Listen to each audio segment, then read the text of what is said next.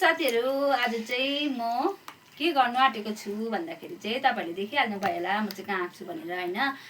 अनि चाहिँ आज चाहिँ म चाहिँ यहाँनिर चाहिँ आज चाहिँ मेरो यहाँनिर मासु पकाउनु आँटेको छु। के को मासु भन्दाखेरि चाहिँ सुँगुरको मासु हो। अन्तखेरि चाहिँ म चाहिँ यहाँनिर सुँगुरको मासु पकाउनु आँटेको छु आज चाहिँ हैन।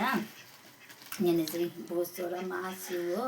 कस्तो चाहिँ मिठो हुन्छ होला हैन। यो त्यहाँदेखिको चाहिँ पकाउनु पनि म कहाँ पकाउँछु भन्दाखेरि चाहिँ यहाँनिर अर्ग्यानिक चुलामा हैन। अर्ग्यानिक चुलामा पकाएको सुँगुरको मासु चाहिँ कस्तो चाहिँ मिठो हुन्छ होला हो।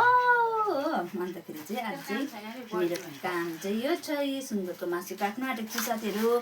आज मेरो चाहिँ मासु काटेर चाहिँ अब म पकाउँछु हैन।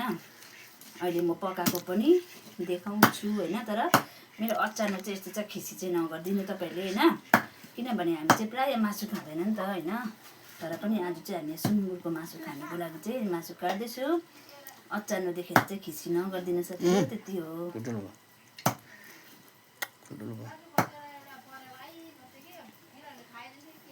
अहिले म पाकेर देखाउँछु ल। भयो त तेरो काम छैन के भन्दैछ।